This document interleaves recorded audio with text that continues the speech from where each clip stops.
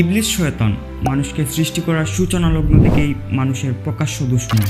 আল্লাহ তাআলা তার থেকে বাঁচার বিষয়ে আমাদেরকে সবসময় সতর্ক করেছেন।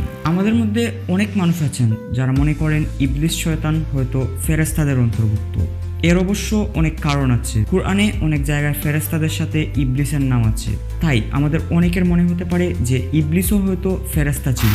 আজকের ভিডিওতে আমি আপনাদের এই বিষয়টি ক্লিয়ার করার চেষ্টা করব, ইবলিস শয়তান জিন নাকি ফেরেশতা। আগে আপনাদের আমি একটা গল্প বলি, তাহলে বিষয়টা আপনারা অনেকটাই আন্দাজ করতে পারবেন। ধরেন আপনার নাম আবির, আপনি কাজের উদ্দেশ্যে আমেরিকা গেছেন। সেখানে আপনি এমন একটি জায়গায় কাজ পেয়েছেন যেখানে আপনি ছাড়া বাকি সবাই আমেরিকান। আপনি তাদের সাথে চলাফেরা করতে, তাদের কালচার, তাদের খাবার দাবার এগুলো বুঝতে বুঝতেই আপনার অনেক দিন পার হয়ে যাচ্ছে। এদিকে আপনার কাজে অনেক গাফিলতি হচ্ছে বা আপনার কাজ ভালো হচ্ছে না, এজন্য আপনাকে সেই কাজ থেকে বের করে দেওয়া হলো। এখন যদি বলা হয় আমেরিকান সবাই কাজে আছে শুধুমাত্র আবির ছাড়া, এই কথাটা কি ভুল হবে? তাহলে টপিকে আসি। সূরা বাকারার 34 নং আয়াতে বলা আছে, আমি ফেরেশতাদের বললাম আদমকে সেজদা করো, তখন ইবলিস ছাড়া সবাই সেজদা করলো, ফলে সে কাফেরদের অন্তর্ভুক্ত হয়ে গেল। আল কুরআনের এই আয়াতটির বর্ণনা থেকে আমাদের মূলত এই প্রশ্নের জন্ম হয়, ইবলিস কি তবে ফেরেশতা ছিল? আপনাকে আমি একটু আগে যে গল্পটা বললাম সেই গল্পটা একটু স্মরণ করুন। ওখানে আমি বলেছিলাম আমেরিকান সবাই কাজে আছে শুধুমাত্র আবির ছাড়া। ওই কথাটা কি আমার ভুল হয়েছিল? এই জায়গাতে আমায় বলতে হয়নি যে আবির বাংলাদেশি ছিল। ঠিক তেমনই আল কুরআনে এই আয়াতটিতে বলা হয়নি যে ইবলিস জিন ছিল। এর কারণ আরবি ব্যাকরণে তাগলিব নামের একটি বিষয় আছে। এর অর্থ হলো যদি মেজরিটিকে সম্বোধন করা হয় তাহলে মিনিয়রিটিও তাতে সাড়া দিবে।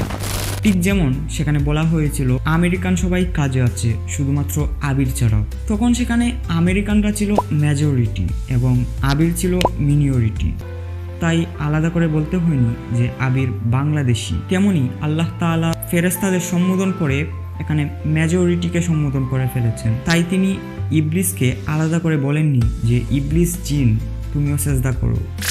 আরও অনেক পয়েন্ট আছে যা দিয়ে প্রমাণ করা সম্ভব যে ইবলিস আসলে জিন ছিল। এর মধ্যে আমি 3টি পয়েন্ট বলি। ফার্স্ট পয়েন্ট, আমরা জানি ফেরেশতারা আল্লাহ তাআলার সব আদেশ নিষেধ মেনে চলেন, কিন্তু ইবলিস আল্লাহ তাআলার সব আদেশ নিষেধ মানে না। যেমন আল কুরআনে আছে, তারা কখনোই আল্লাহর আদেশ অমান্য করেন না, বরং যেই কাজের জন্য তাদের নিয়োজিত করা হয়েছে সর্বদা সেই কাজই করেন। সূরা তাহরিম আয়াত নম্বর 6। কিন্তু শয়তান আল্লাহ তাআলার আদেশ অমান্য করেছিল, সে আদম আলাইহিস সালামকে সেজদা করেনি। পয়েন্ট নাম্বার 2, আমরা জানি আল্লাহ তাআলা ফেরেশতাদেরকে নূর দ্বারা তৈরি করেছেন এবং জিনদেরকে আগুন দ্বারা। ফেরেশতারা নূরের তৈরি হলেও ইবলিস কিন্তু ছিল আগুন দ্বারা তৈরি। যেমন ইবলিস বলেছিল, আপনি আমাকে সৃষ্টি করেছেন আগুন থেকে আর তাকে সৃষ্টি করেছেন মাটি থেকে। সূরা আরাফ আয়াত নম্বর 12। লাস্ট অ্যান্ড ফাইনাল পয়েন্ট, ইবলিসের ছেলে মেয়ে আছে এবং তার পরিবারও আছে, কিন্তু ফেরেশতারা স্ত্রী, সন্তান, পরিবার এগুলো থেকে মুক্ত। এমনকি তাদের মধ্যে নারী পুরুষেরও কোনো বিভাজন নেই। যেমন আল্লাহ তাআলা বলেন, তোমরা কি তাকে এবং তার বংশধরদের আমার পরিবর্তে অভিভাবক হিসাবে গ্রহণ করছো? সূরা কাহাফ আয়াত নম্বর 50। এই পয়েন্টগুলো থেকে কিন্তু স্পষ্ট বোঝা যায় যে ইবলিস শয়তান আসলে একজন জিন ছিল। সে ফেরেশতাদের অন্তর্ভুক্ত হয়েছিল কিন্তু ফেরেশতা ছিল না।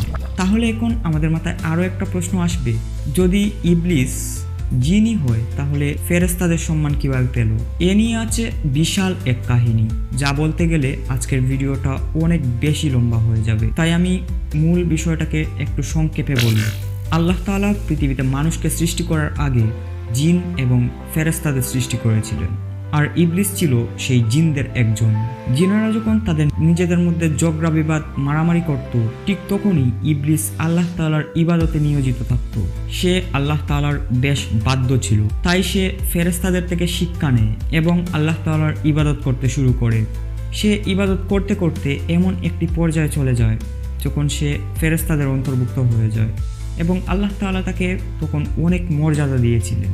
তাই সে জিন হওয়া সত্ত্বেও ফেরেশতাদের মতন সম্মান পেয়েছিল, কিন্তু সে তার সম্মান বেশি দিন ধরে রাখতে পারেনি।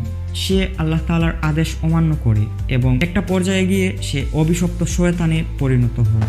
আর কেন সে অভিশপ্ত হয়েছিল ওই কাহিনীটা আমরা প্রায় সবাই জানি, তাই ওই কাহিনীটা বলে আমি ভিডিওটাকে লম্বা করলাম না। সর্বশেষে আমি একটা কথা বলতে চাই যে ইবলিস ফেরেশতা ছিল না, বরং জিন ছিল, যা স্পষ্ট প্রমাণিত। আজকে আর বেশি কিছু বলবো না। সবাই ভালো থাকবেন, সুস্থ থাকবেন। আল্লাহ হাফেজ।